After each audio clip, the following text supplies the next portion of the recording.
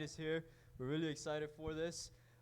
This is something that we've been looking forward to. And the first thing I got to say is I'm proud of you guys. You guys sent a lot of questions and a lot of good questions, but there's too many questions. So we had to cut a lot of questions. So maybe you asked a question and we're not going to have it here, okay? Doesn't mean we don't love you. I had no idea who wrote these questions, all right?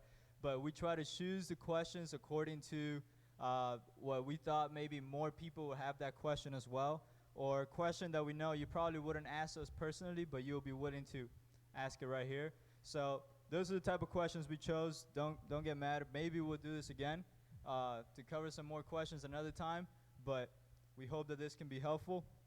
And we don't pretend to be experts, trying to get it all down and just we got it all down. We figured it out. We just, we're doing our best. We want to give you guidelines on how to understand some of these hard questions and practical questions that you guys asked us. So that's it. Let's go ahead and get started. I don't know if you want to say anything. No sé si. Que cogimos las preguntas más fáciles para contestar y quitamos todas las difíciles. La mentira. Yep. All right, hay buenas preguntas acá. So, la primera pregunta la voy a hacer yo. It says the first question, I'm going to do it. Aparte de Jimmy, ¿quién más no habla español acá? Aside from Jimmy, who else doesn't speak Spanish? All right, así que puedo hablar cómodo el español. All right. Yeah. ¿Tú entiendes? All right. Okay. Cool. Jimmy, entonces la traducción la hacemos un poquito al revés en ese sentido de la obra, ¿ok? Thank you. All right. Perfect. So I start off. First question is, how do you spread the gospel to someone who's part of the LGBTQ plus, and how do you approach them when they say they are born that way? All right, this is a great question. Great question. Not too long ago, we had a conference, right, that we addressed some of these, but man, it is such an important and relevant question, and I think the most simple way to answer this is you speak the truth in love, right? And that's the words of the Apostle Paul in Ephesians chapter 4, verse 15. Speak the truth in love. So you must speak. You do say something. We don't stay silent, right? We, as Christians, it's pretty clear. The Bible is against homosexuality. This is a sin. It's against God. So we speak the truth, right? We don't compromise on that truth. We don't just try to be nice so that they will like us, and hopefully eventually they will understand what we're saying. No, we speak the truth, but we speak the truth in love. That's what makes a difference. Anybody can speak the truth. There's many people who say truth, but the Christian says the truth in love. Meaning, love characterizes the way that you approach this person. There's kindness, there's genuine care for this individual, right? So that is, I would say, the best way to do this is having this sort of understanding of I'm here to speak truth, and I'm here to do it in love, right? So that's what I would say about this. Another thing is we all have sinful inclinations, right? And this last part here is how do you approach them when they say that they're born that way? And that's a very common thing that maybe you've heard, right? I was born gay, or I was born this. A great place to start is simply asking them, have you looked into recent studies, right, that have shown whether this is actually proven? Is there evidence to show that people are born in this way? And matter of fact, studies have shown time after time, and many studies I've done, that this simply can't be backed up, right? All of us have sinful inclinations, and we're prone to deal and struggle with certain sins. However, that's not an excuse for us to fall into this sin, right? So developing a relationship and trust and understanding that what is the truth, and then showing them, right? Eventually, we had to understand that nobody without the Holy Spirit would actually accept the Bible. Like no one without the help of God would accept fully what the Bible has to say. The Bible calls you out. The Bible contradicts you. The Bible tells you don't do this, and you want to do it. So we need to understand that this person ultimately needs the Holy Spirit, right? Don't expect them to just agree with you. So there it is. Next up, we ask here, how do you know when your wife was the one to marry? You want to do this one first? Bueno, eso me tocó a mí. Antes de eso, de lo que decía Jorlen de la primera pregunta, quiero solamente aclarar algo. sí, nos aproximamos a esas personas, ¿verdad? Con la verdad y con amor. Pero es muy importante también que estas personas que pertenecen a esta comunidad entiendan que amor no necesariamente significa aceptación. Una de las grandes cosas que ellos siempre dicen, bueno, pero si Dios es amor, Dios me ama así como yo soy, ¿verdad? No, Dios ama al pecador pese a su pecado, pero que Dios te ame no quiere decir necesariamente que Dios aprueba lo que estás haciendo. Entonces yo creo que es importante siempre marcar esa diferencia. Bueno, la pregunta es, ¿cómo supiste que deberías casarte con tu esposa? La verdad es que yo no lo supe. Y voy a hacer una salvedad muy rápidamente aquí, ¿verdad? Porque sucede que cuando yo me casé, yo no era cristiano. Bueno, teóricamente me había convertido un par de semanas antes de yo casarme. Mi esposa se convirtió después que nos habíamos casado. Así que mi historia no va por ahí, como puede ir la historia de ustedes, ¿verdad? De que han tenido un noviazgo, como por ejemplo, ahí está Oliver y Liz, ¿verdad? Que han tenido un noviazgo ya en el Señor. Y es algo diferente. Pero yo sé que la gran preocupación de todo el mundo es, cuando me voy a casar, si me estoy casando con la persona correcta. Y lo que mejor yo puedo decir en este punto es, nunca des el paso del matrimonio si tú no estás seguro de lo que estás haciendo. Es muy importante, todos los aspectos son importantes en esto. Número uno, claro, tiene que haber una atracción física. La persona te tiene que gustar. Yo creo que muchas veces tratan de espiritualizar lo que es una relación. Bueno, a lo mejor no es tan bonita, pero mira, es una buena muchacha o es un buen muchacho, tú vas a ver que vas a terminar enamorándote. No. Tiene que haber una atracción. No vamos a quitar eso, ¿verdad? Tiene que haber una atracción física. Pero también hay toda una construcción espiritual. Y uno tiene que orarle mucho al Señor para estar convencido de que esa es la persona que verdaderamente Dios tiene para mí, ¿verdad? La Biblia dice que la mujer viene a ser una ayuda idónea para el hombre, viene a ser un complemento. Ambos se complementan en el matrimonio. La palabra de Dios es, el hombre solo no está completo, ¿verdad? No es cosa buena que el hombre esté solo, haré una ayuda idónea. No le dijo al hombre, agarra la primera que aparezca por ahí, ¿verdad? Hay una mujer para cada hombre. Y la tarea del hombre es descubrir quién es esa mujer que lo viene a complementar, y viceversa, la mujer también poder entender que hay un hombre que viene a complementar su vida. Ella fue hecha y creada también para complementar un hombre.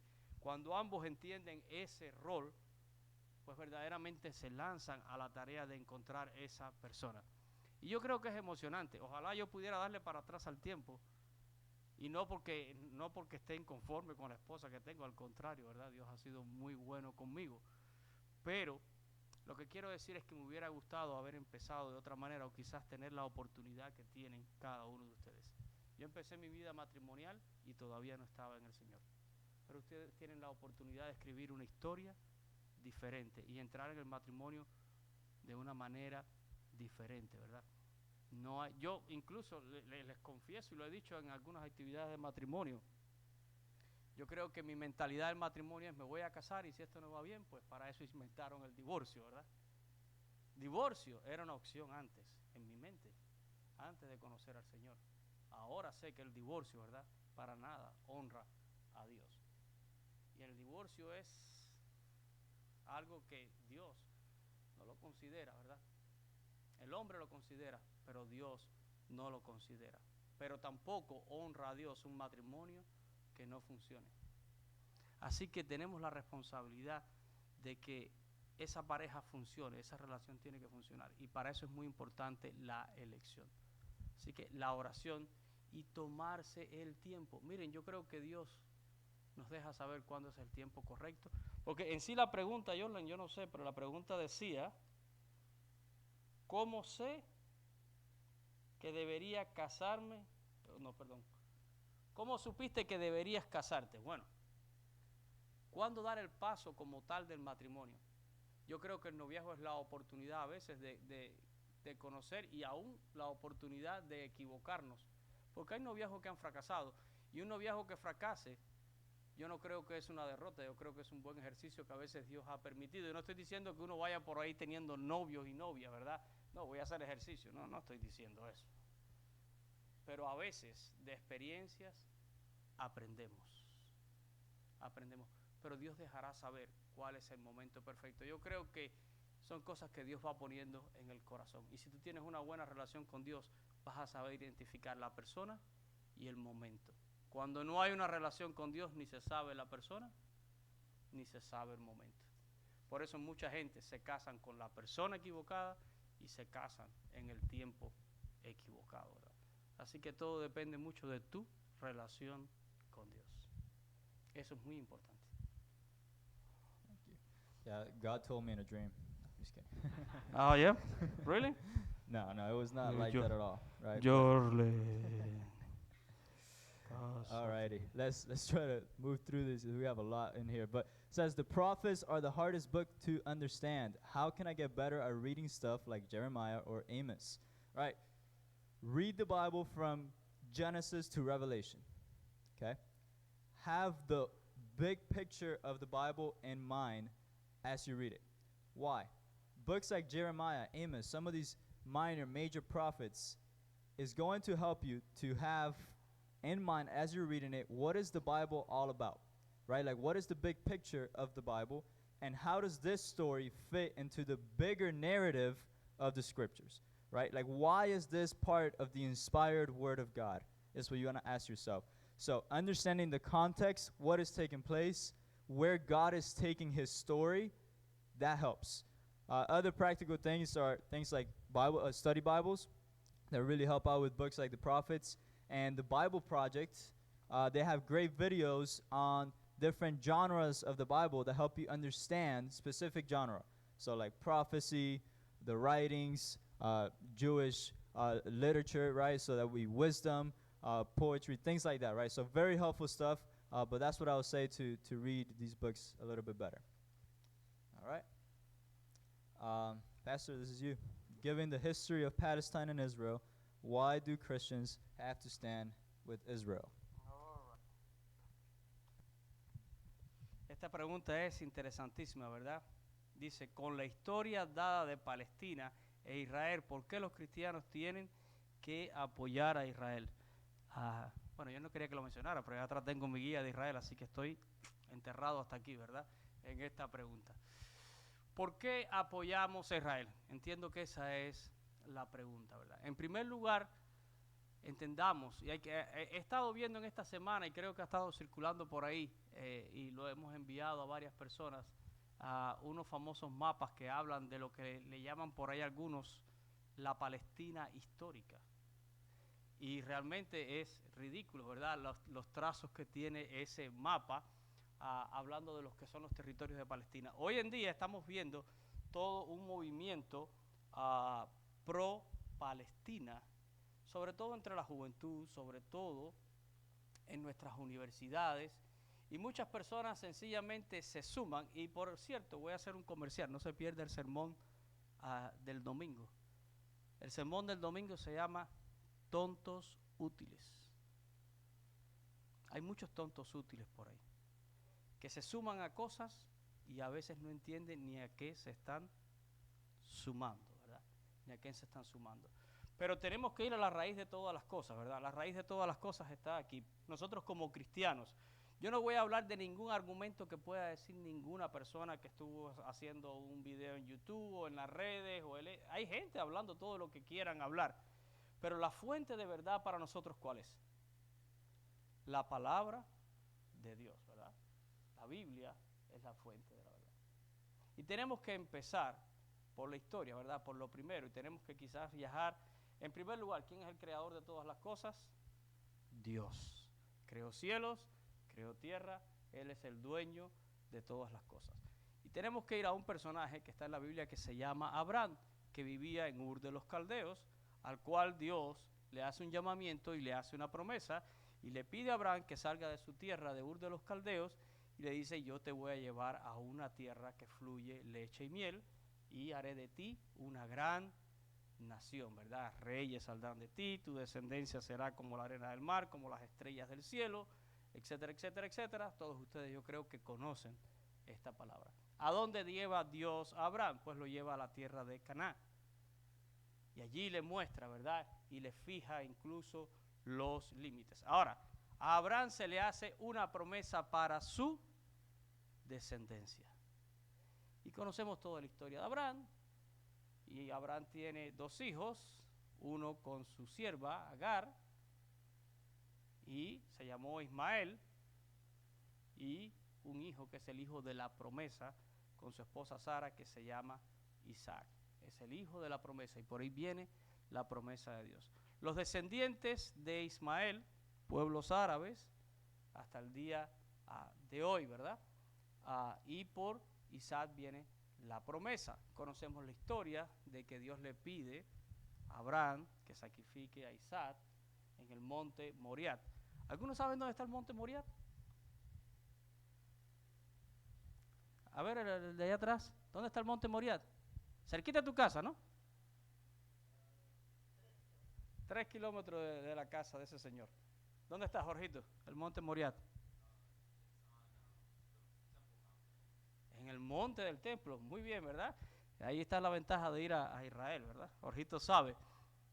El monte Moriat es el lugar donde se edificó el templo en Jerusalén, donde está hoy el famoso domo de la roca, ¿verdad? Que tienen los musulmanes. Y allí Abraham va con Isaac y todos conocemos la historia, que iba a sacrificar a Isaac y Dios le dice, detén tu mano, provee un cordero sustituto, etcétera, etcétera, etcétera. La historia continúa e Isaac tiene 2 hijos. ¿Quiénes son?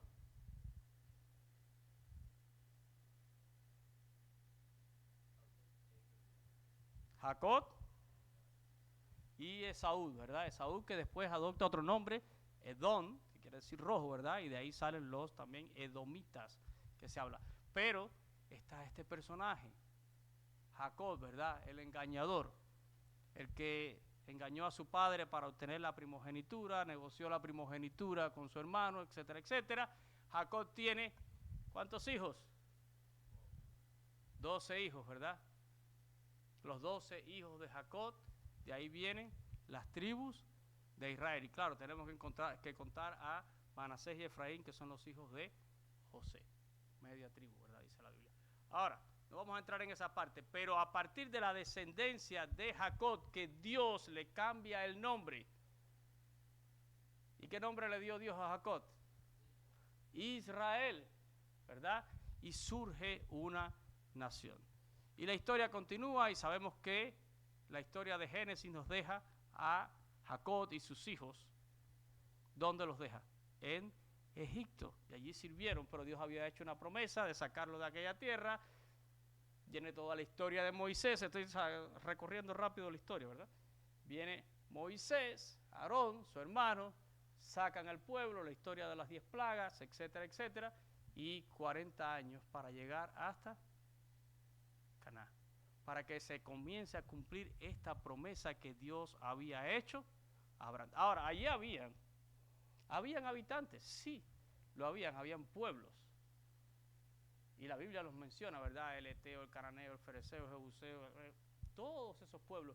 Pero Dios dijo, yo echaré a todos esos pueblos porque yo hice una promesa que a la descendencia de Abraham se le iba a dar esa tierra. Y esa tierra pertenece a la descendencia de Abraham por promesa y decreto de Dios. Y ha sido así siempre. Y Israel habitó como nación y como pueblo ya desde la época de Josué, ¿verdad? Entonces la conquista de la tierra prometida. Y de ahí pues continúa toda la historia, los reinos, los jueces, la etapa de todo esto, la división del reino, el exilio, el regreso. Y comienza toda una nación a fragmentarse, a disgregarse, ¿verdad? Y por toda la historia y por todos los años, esta tierra ha pasado por manos de muchísimas gentes. Jerusalén incluso ha estado bajo el dominio de muchísimos, ¿verdad? Diferentes gobiernos o imperios a través de los siglos. Y llegó un momento que quizás es la historia un poquito más reciente, estoy siendo un poquito largo, tengo que apurarme porque son muchas preguntas, pero la historia más reciente, ¿verdad? Que tiene que ver con la época del Holocausto. ¿Han oído hablar del Holocausto, verdad? ¿Sí o no? Porque hay gente que dice que el Holocausto no ocurrió, pero el Holocausto fue real y 6 millones de judíos perdieron la vida durante ese tiempo. Fue un tiempo de una crueldad donde yo creo que la raza humana no ha conocido un momento más triste en la historia que eso, ¿verdad? Campos de concentración, los judíos estaban por toda Europa, esta época, ¿verdad? Que hemos oído hablar de los nazis, de Hitler, de Polonia, todos esos campos de concentración, hasta que termina la Segunda Guerra Mundial, llegan los aliados y liberan a los que quedaban de ese exterminio allí, ¿verdad? Son libres y se pueden ir a su tierra. ¿Qué tierra? No hay tierra, no tenemos un país, no tenemos una nación. Y comienza todo un movimiento. Para esa época, lo que es Jerusalén y la tierra que ocupa hoy en día Israel, estaba bajo lo que se conoce como el mandato británico. Y comienza todo un andar en Naciones Unidas, y estoy corriendo sobre la historia, y Naciones Unidas al final, en el 1947, determina, ¿verdad?, en una votación, que va a haber la existencia de 2 estados, un estado palestino y un estado para el pueblo de Israel. 1948, ¿qué pasó? Ok, 1948, finalmente esto se lleva a votación, desaprobado, todo, y comienza esta historia. Ahora, ¿quiénes no estuvieron de acuerdo en la existencia de un Estado de Israel? Inmediatamente los palestinos dijeron, no queremos la existencia de un Estado judío. Y si siguen leyendo la historia y pueden buscar en Google, viene la famosa historia de la guerra de los 6 días, que todavía, como dice un amigo mío, no voy a decir cuánto era, cuánto duró. Israel, ¿verdad?, comienza a conquistar algunos de esos territorios y también ha cedido muchísimos territorios para los palestinos. Fíjense que lo que están diciendo hoy en día es que Israel está quitándole tierra a los palestinos, pero la gran realidad, y los que hemos visitado Israel lo sabemos, que Israel ha ido cediendo terrenos para el pueblo palestino. Mantiene al pueblo de Palestina, la famosa franja de Gaza, que hoy la gente habla tanto de que está destruida y demás. Israel es quien la mantiene, de todo.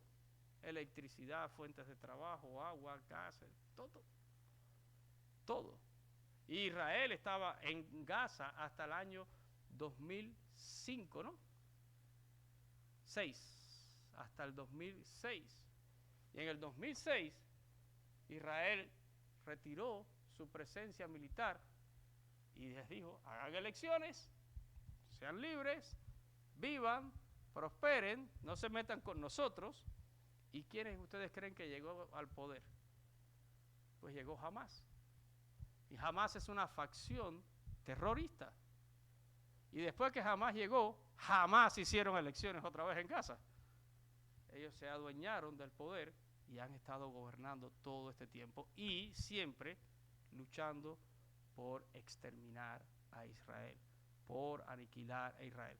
Y ahora estamos en este último suceso, ¿verdad?, que comenzó el día 7 de octubre, quizás el ataque más violento en tantos años contra Israel, que están ahora mismo envueltos en una guerra. Pero ¿por qué apoyamos a Israel? En primer lugar, porque es el pueblo de Dios. En segundo lugar, porque entendemos por la palabra de Dios que esa tierra, por promesa y palabra de Dios, le pertenece a ese pueblo. Y porque no ha sido, ¿por qué ahora defendemos a Israel? ¿Quién comenzó esto el 7 de octubre? ¿Alguien sabe quién lo comenzó? Lo comenzó Hamás, que pasó la frontera, que masacró a 1000 y tantas personas, mató a ancianos, mujeres, niños, secuestró y hasta el día de hoy tiene personas secuestradas. Y el mundo entero está pensando, yo no sé en qué otra cosa y qué otra película están viendo, ¿verdad? Pero estas personas son terroristas. terroristas. Y fue gracioso, hace un tiempo vi un video de fue en España, una persona vinculándolo, y ya con esto termino yo, de la comunidad LGTB con la bandera de Palestina, a favor de Palestina. Y el periodista le pregunta, ¿tú sabes que lo que tú estás defendiendo y la vida que tú tienes no se lleva? La gente hace cosas que no entiende. Israel, con todo lo que me diga, ha sido mucho más tolerante con toda esta comunidad. En Tel Aviv son bastante abiertos en todo eso, ¿verdad? Incluso hay festivales de esta comunidad que se celebran allí en Tel Aviv. Vaya a un país musulmán, todas estas, y son los primeros que están gritando, ¿verdad? Free Palestine. La gente se vuelven tontos útiles. Tontos útiles. Y a veces apoyamos causas que ni entendemos ni sabemos, solo porque la mayoría lo está haciendo. Como cristianos estamos llamados a discernimiento y estamos llamados a indagar en la palabra de Dios. Lo dejo por ahí porque si no, sigo. I'm sorry, 2 minutes. All right, guys. So we're gonna try to move through these a little quicker. So, what is your favorite Old Testament story and why? All right. So I tend to grow anxious, and I just worry about things a lot. And there is a story in the Bible, in the Old Testament, that helps me like no other to be reminded of truth. And that is when God provided manna, the bread from heaven, for his people, right? They have just, they're exiling, they're leaving Egypt, and God is providing for them, and he provides his bread for heaven. But he gives specific instructions, and it's that they couldn't grab more than it was enough for the day, meaning you couldn't grab extra for tomorrow. So they had to obey that. And this was a test. God says this is to test them, not so that he would see if they're faithful or not, but so that they will see that God will remain faithful despite their unfaithfulness. And the big lesson that God was teaching them is, you can trust me daily. You can trust that I will provide tomorrow in the same way that I provided today. And that for me, it is the most effective reminder in calming me down and saying, my God's got it. He's providing tomorrow the same way that he provided today. That's who he is. So that's my favorite Old Testament story and a little bit of why there. Now, this next question is... so, we're gonna, there you go, esta sí es tuya. Is faithfulness in a dating relationship the same as in a marriage relationship?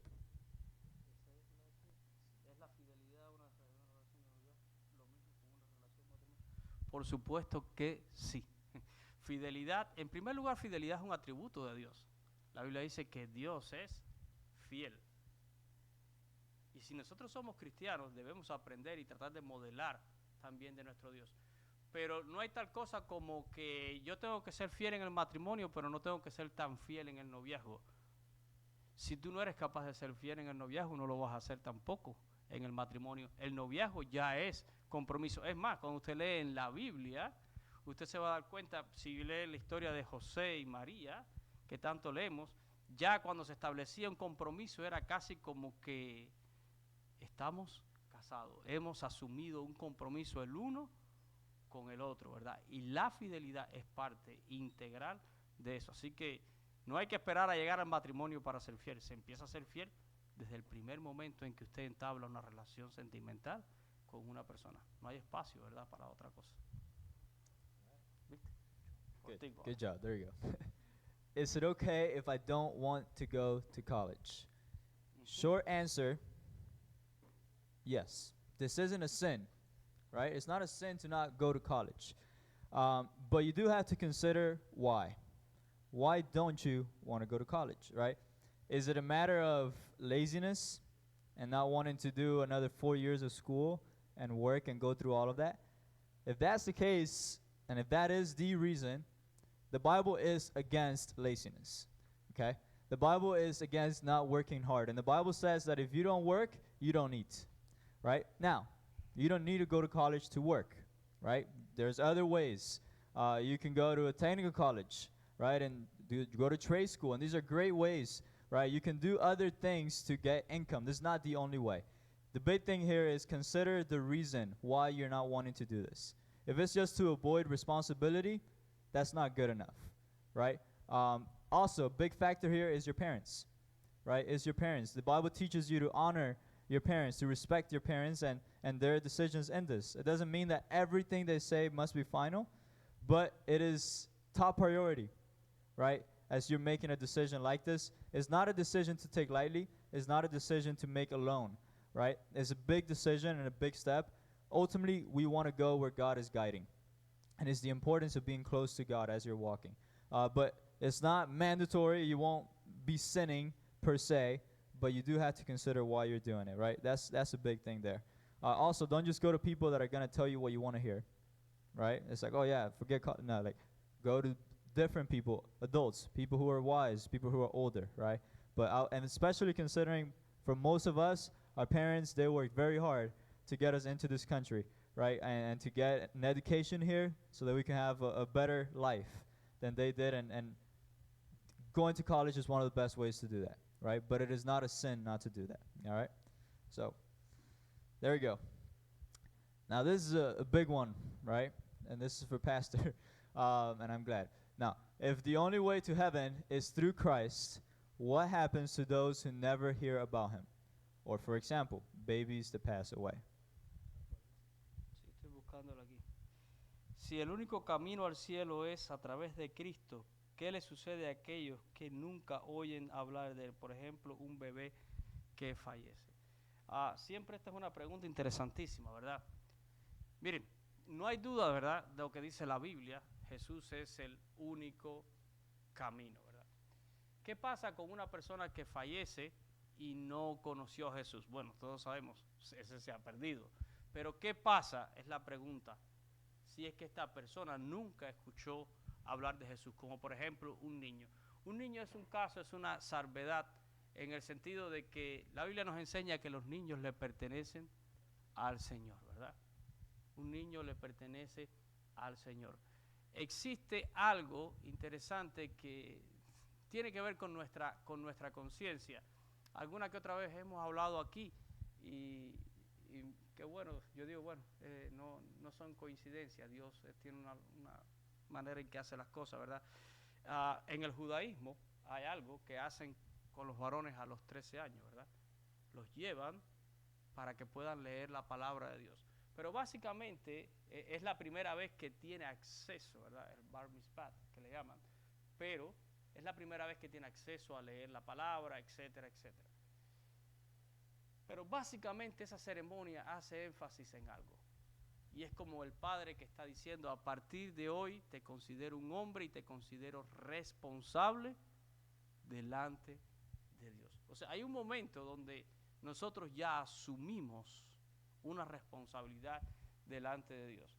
Sí, voy a seguir siendo tu padre, voy a seguir dándote consejos, pero es como que ya eres lo suficientemente grande y consciente para ser responsable de tus actos delante de Dios.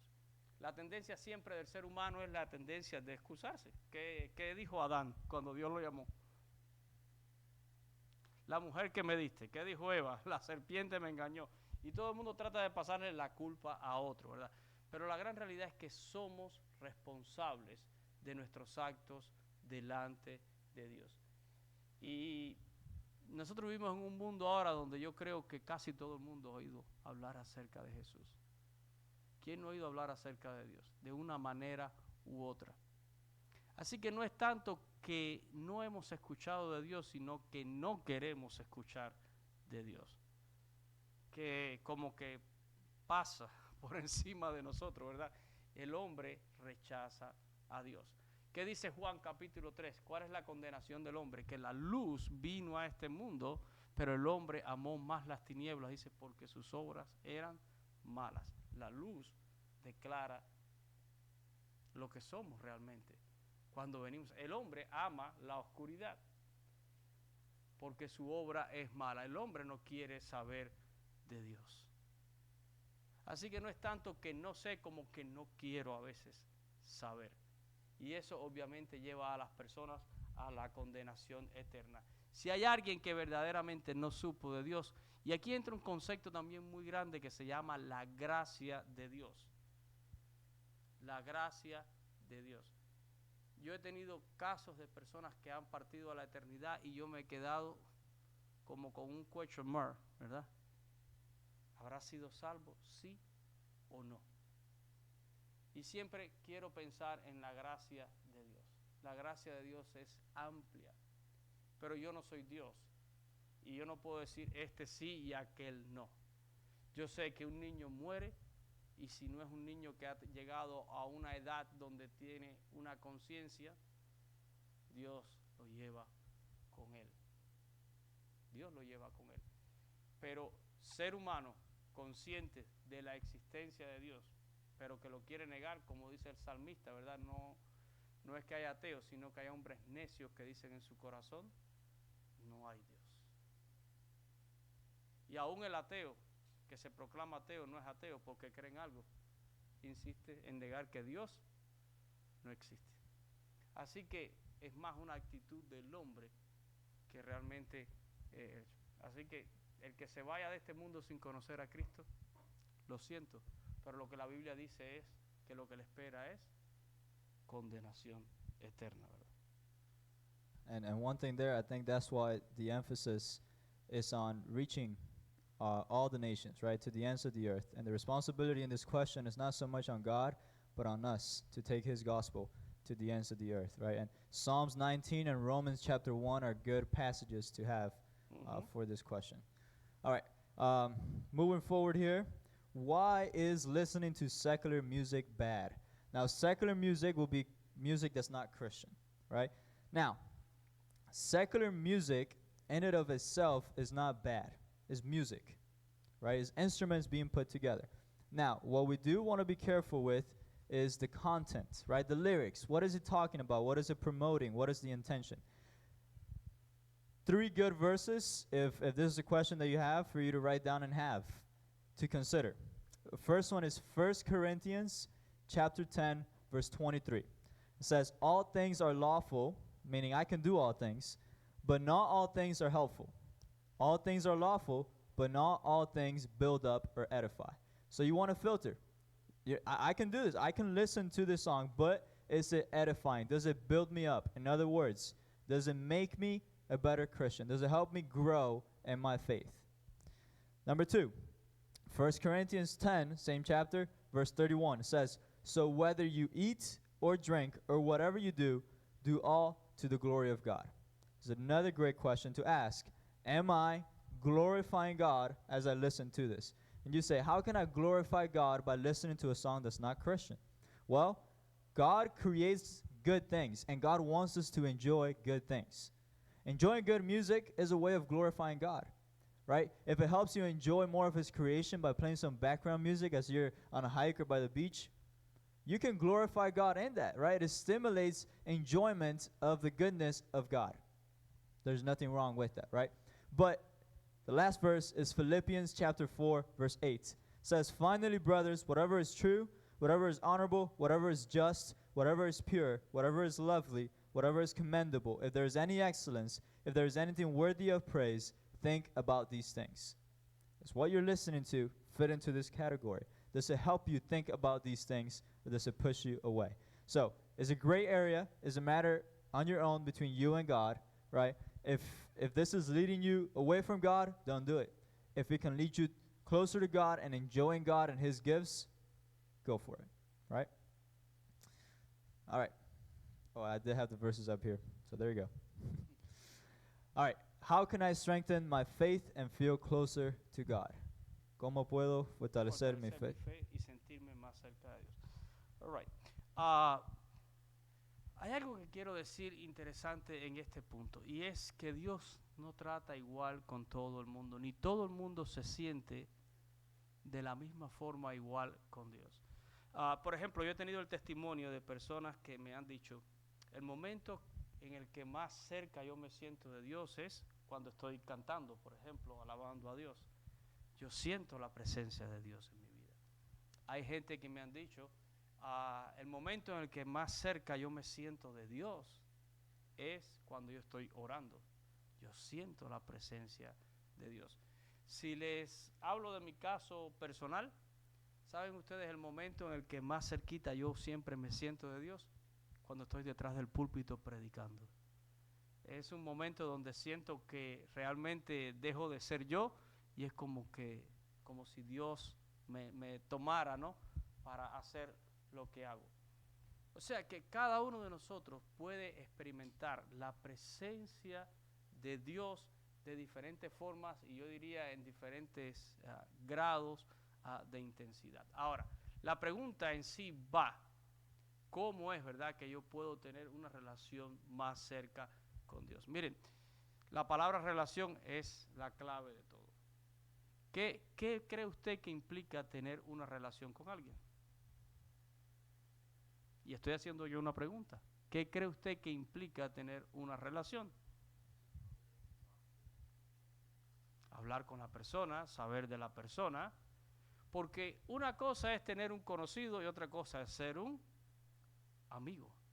Cuando estamos hablando de tener una relación con Dios, estamos hablando de que Dios sea nuestro amigo y nosotros sentirnos como amigos de Dios. Ese es el calificativo que la Biblia, por ejemplo, le da para Abraham, no solamente el héroe, el hombre de la fe, ¿verdad?, sino amigo de Dios. Pero un amigo no es un conocido.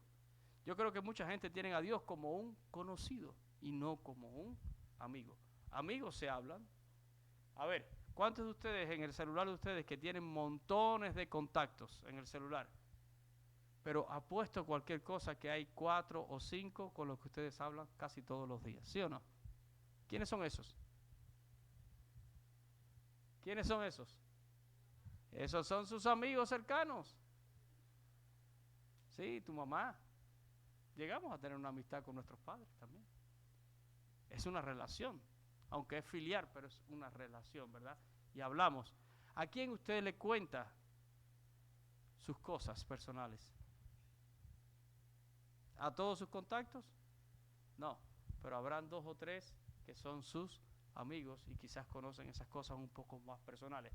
¿Qué quiero decir?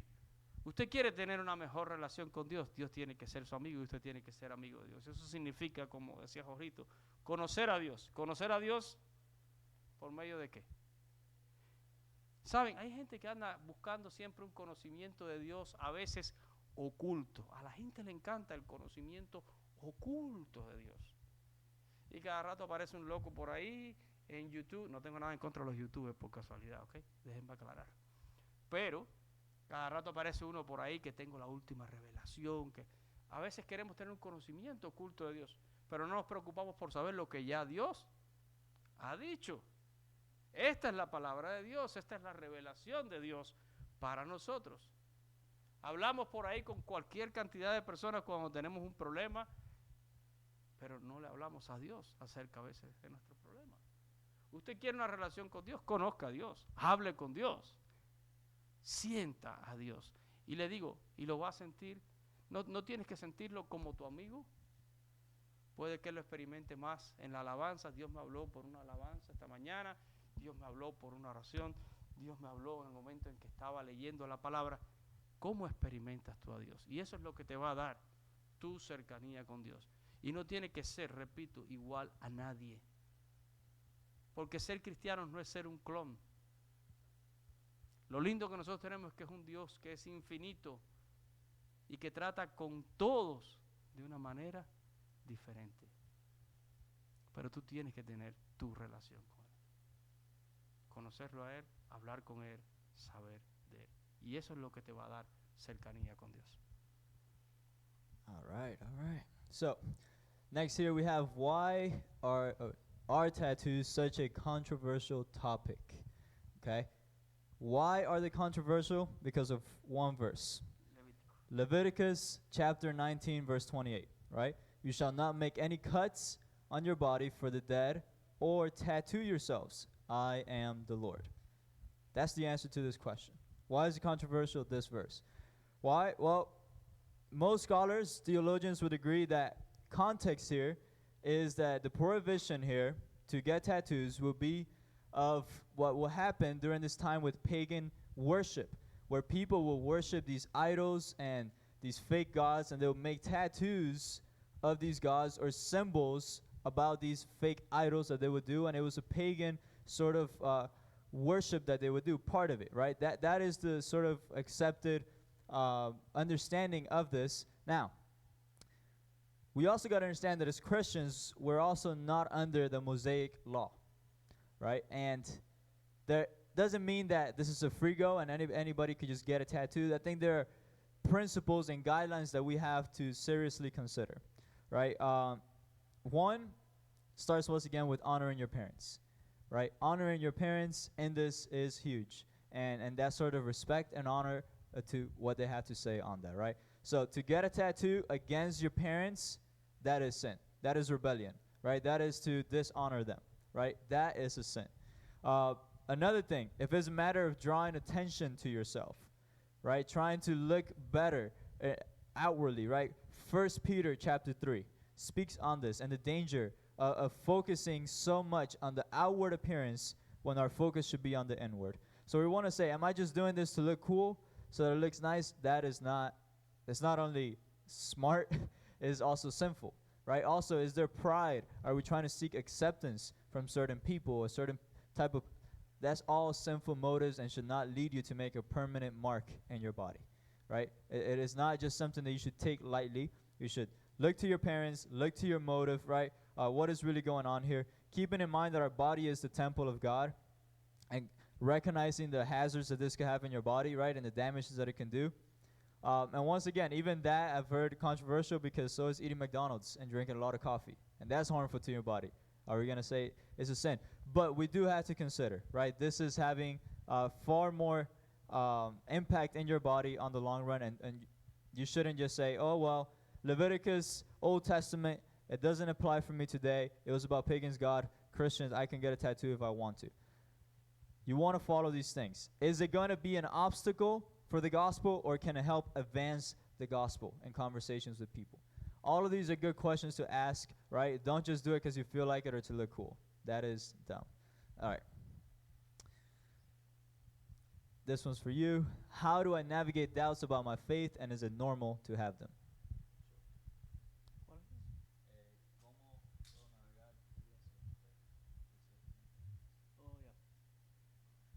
No, es que tengo un orden aquí diferente. Ok. ¿Cómo puedo fortalecer? No. ¿Cómo puedo navegar? Ok. ¿Cómo manejar las dudas sobre mi fe y si es normal tenerlas? Voy a empezar por la segunda parte. Si es normal tenerlas, la respuesta es muy sencilla. Sí, es normal tener dudas. Y el que diga que no ha tenido dudas en su fe, les digo una cosa, les está mintiendo. Todos atravesamos por crisis de fe en nuestras vidas. Todos en algún momento hemos dicho, ¿y dónde está Dios cuando pasó esto? O Señor, ¿por qué me ha pasado esto? Todos alguna vez hemos pasado por eso. Claro, en la medida que vamos conociendo a Dios y maduramos en nuestra relación con Dios, pues estas crisis de fe van, yo diría, haciéndose cada vez menores y más distantes. Pero cuando comenzamos en la fe, es muy común tener crisis de fe. Y hay crisis de diferentes naturalezas. Sobre todo para el cristiano hay una crisis de fe que es muy común, y es cuando Dios nos está llamando para hacer algo. Hay un libro que escribe Henry Blackaby que se llama Cuando Dios habla, y él enseña en ese libro que cuando Dios habla a nuestras vidas y de alguna manera nos llama a algo, se produce una crisis de fe en nuestra vida. La historia de Moisés. Dios se le aparece a Moisés en una zarza ardiendo y le dice, oye, vamos, que te quiero usar, te voy a llevar, vas a sacar a mi pueblo de Egipto. ¿Yo? No, Señor, mira, a ver, manda al que tú tienes que mandar. No, yo no. Y después que mira que yo soy hombre, que tengo problemas para hablar, manda por el... Y Dios se tuvo que enojar hasta con Moisés aquel día. Se produce una crisis de fe. ¿Tú estás seguro que yo? Sí, yo.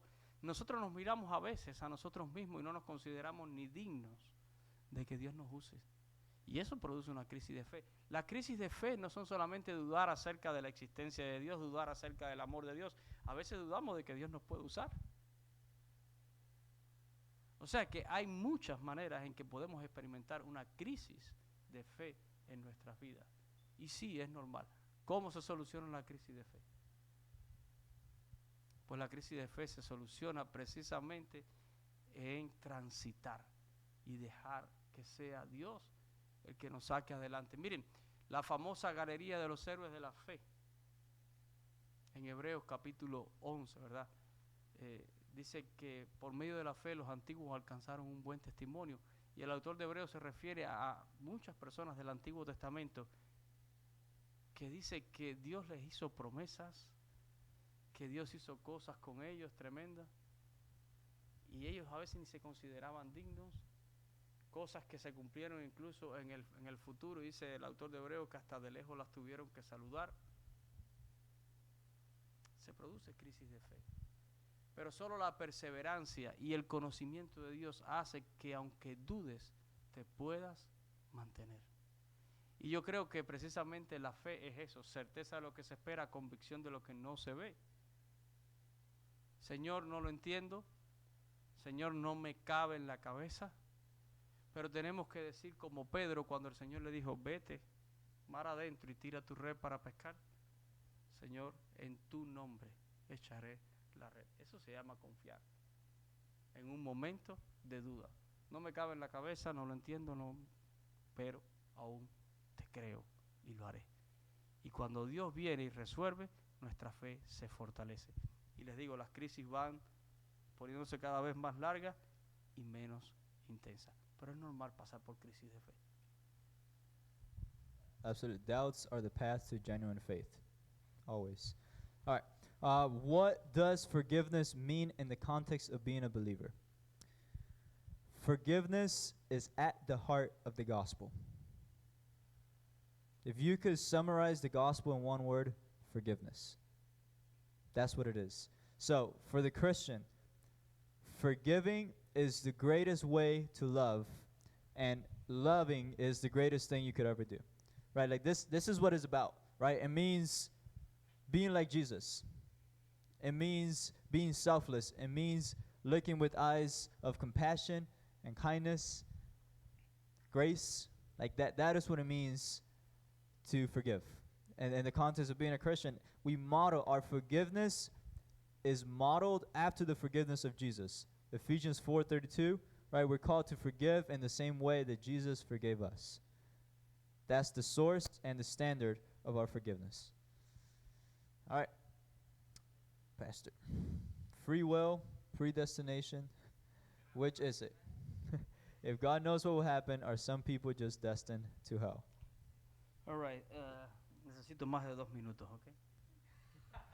Ok, esta pregunta es importante y yo sé que muchos han leído acerca de esto.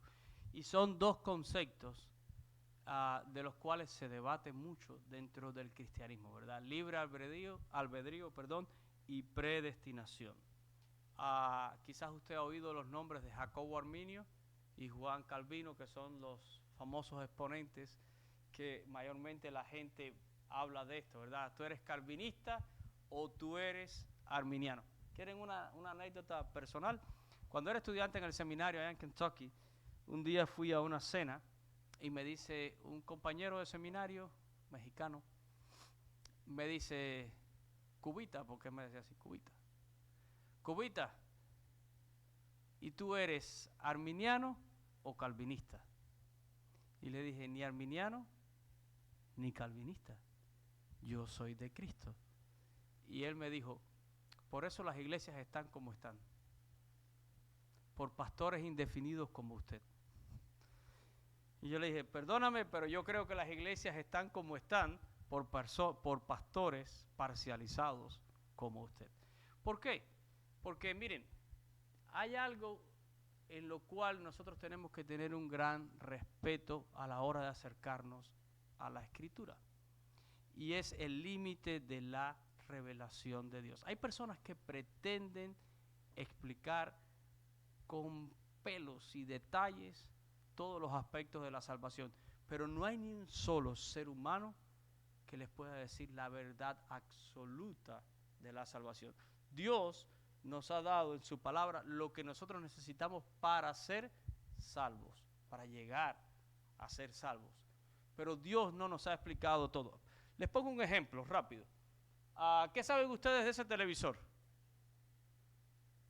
Cuando usted compra el televisor, ¿dónde viene el televisor? Viene en una caja. ¿Y qué trae? Trae un control remoto, trae un papelito, ¿verdad?, que explica las funciones básicas del televisor, ¿sí o no? Pero ¿alguien puede explicarme todo lo complejo del televisor?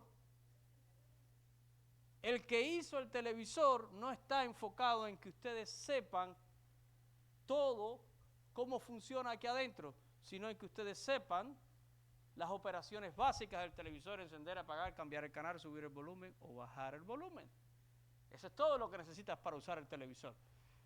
Dios no se ha enfocado en decirnos en su palabra todos los detalles acerca de la salvación, sino que nos ha dado todo lo que necesitamos para que seamos salvos.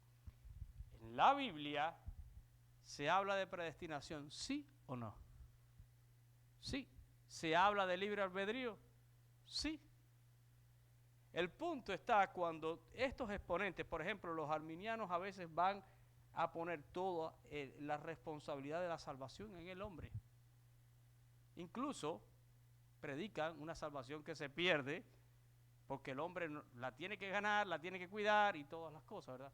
Los calvinistas, que van al otro extremo, ponen toda la responsabilidad de la salvación en Dios y nada del hombre. Esos son los que hacen que aparezca esta posición que parece que Dios es Adolfo Hitler, que está diciendo ustedes se salvan y ustedes se pierden. A ver, los del lado acá se van a perder y los del lado acá se van a salvar. Pero la Biblia dice que Dios amó al mundo y entregó a su Hijo por todo el mundo. Ahora, que todo el mundo no sea salvo, estamos hablando de otra historia. Lo cual no quiere decir que el sacrificio de Jesús no es suficiente para todos. Lo es. Pero no todos se aprovechan, ¿verdad? Aquí cito la frase de mi amigo: todo es para todos, pero no todo es de todos, ¿verdad? Y ahí está. Ahí está. No podemos negar ni una cosa ni la otra. ¿Saben? Un gran teólogo dijo una frase que quizás sería bueno que la aprendiera. Él dijo: si la salvación tuviera 1000 pasos, 1000, Dios ha dado 999 y el hombre tiene que dar 1. O sea, la Biblia dice que Jesús es autor y consumador de la fe. Dios lo ha hecho todo, diseñó el plan de salvación, vino a este mundo, ejecuta el plan de salvación, nace, muere en una cruz, resucita. Dios lo ha hecho todo. Pero ¿qué tenemos que hacer nosotros? Tenemos que aceptar. Si el hombre no acepta, si el hombre no se arrepiente, entonces no es válido para él. Hay una condición en la Biblia: de tal manera amó Dios al mundo que ha dado a su Hijo unigénito para que todo aquel que en Él cree, y ahí está implícita la condición, hay que creer. Pero el hombre decide no creer o sencillamente pasar por alto. Sí, hay temas interesantes en la Biblia como la predestinación y nadie la puede explicar. Yo odio a esos teólogos que te dicen que sí, que Dios dijo que este se va a salvar y el otro no se va a salvar. No es verdad. La palabra predestinación, cuando usted la lee en la Biblia, por ejemplo, en en Efesios, Pablo dice: en amor nos predestinó. ¿Ah? La predestinación de Dios de alguna manera está ligada al amor de Dios.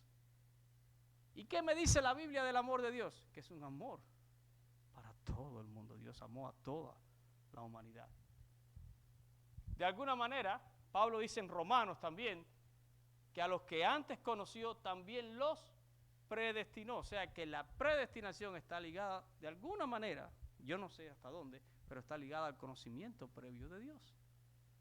¿Y cómo me conoció Dios previamente? Tampoco lo sé. Pablo escribe en Corintios, en el capítulo 13, ese capítulo tan famoso, dice: ahora vemos por un espejo oscuramente, un día les veré cara a cara. Y entonces, dice Pablo, conoceré como fui conocido, ¿verdad? ¿Cómo Dios me miró? No lo sé. No lo sé. O sea que hay cosas en cuanto a la salvación que Dios no ha revelado. Y termino esta parte haciéndole una historia en esto, ¿verdad? Aparte del lado de allá, Yorlenda, así como estoy parado yo. Dijo esto un teólogo, que entre los calvinistas y los arminianos, que siempre están a veces discutiendo esas posiciones extremas, dicen que es como si fuera un río y yo soy una orilla y Yorlén es la otra orilla, y que los habitantes de esta orilla siempre le están gritando a los que están en la otra orilla: ¡hey! Tú estás en la orilla equivocada. Pero de allá me gritan para acá. ¿Qué me gritarías tú?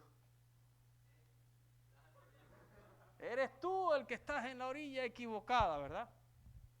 Pero dice, pero ambos ignoran que entre ellos corre un río de gracia, la gracia de Dios. Y eso no lo entiende absolutamente nadie. Así que, si me dan a escoger entre predestinación y libre albedrío, las dos cosas están presentes.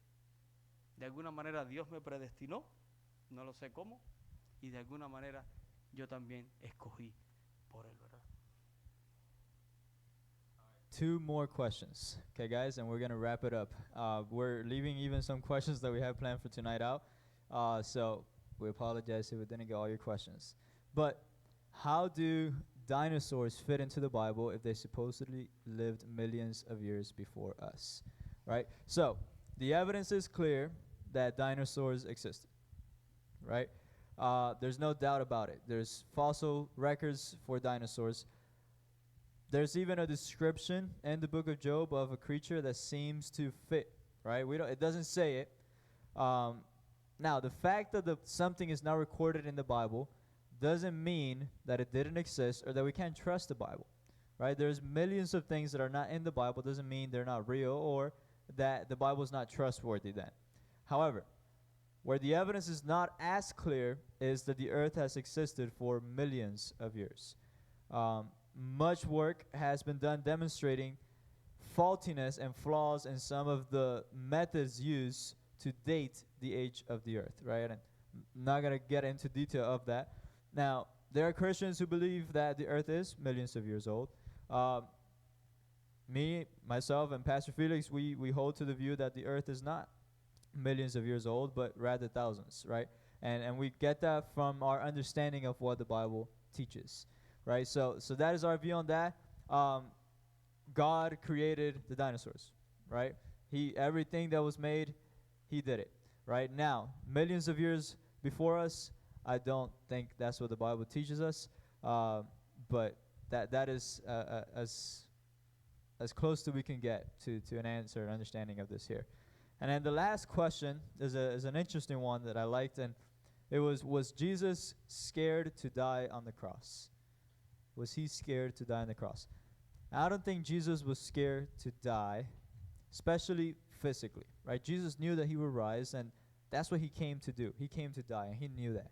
He knew that this was God's plan from eternity past. Now, his grief, right, as he's praying there in Gethsemane, as he's going before and he's grieving and he's asking God, let this cup pass from me. His grief, I think, more is from holding the weight of the sin of humanity upon himself, on knowing the fact that he is going to face the wrath of God in our place. There it is. That is the grief that Jesus has.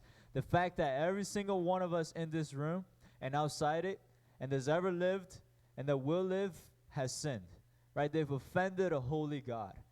Their good actions or good deeds are nothing in the sight of a holy God, right? We all sin, and Jesus goes ahead and he takes the guilt, the shame, the penalty of the sin of everyone who's ever lived, and he goes to a cross to be killed by his Father. The wrath of God falling upon Jesus for our sake. So that was the grief. That was the pain there. I wouldn't say scared to die. He knew that God was in control. The Father had planned this beforehand, and he knew what would happen. But there was definitely grief and pain as he was approaching this. So there it is. We're going to leave it there. It's already 9:18. So we're past our time, but if you guys really, really want to get an answer to your question, right, approach either one of us afterwards, and we'll love to talk about it. Remember, next Friday, we have the Parent Connection Night, so tell your parents about it, and we want all of you guys to be here as well. Okay, so that's a sweet night. Guys, thank you guys for these questions. Great questions. Never feel afraid to ask a question, okay? Jesus never turned anyone away for asking questions, and neither will we. We're not going to always get it right, and we're not going to always know the answer, but questions are good. They're a good thing. Now let's pray and wrap this time up. Jesus, thank you so much for the blessing that it is to be able to think. God, you have given us the ability to think and to reason, and I thank you that we can do that. God, I pray that tonight some questions were answered for skeptics. I pray that some questions were answered for Christians, and that this will be encouraging and equipping for them in their life. I pray that all of us here will walk with a desire to know you better and to know you more intimately, so that we can share you more passionately. Thank you ultimately for your son Jesus, his sacrifice, and the salvation is only found through him. Thank you that we have access to that. Help us to take that message to the ends of the earth. We pray all of this in that name of Jesus. Amen.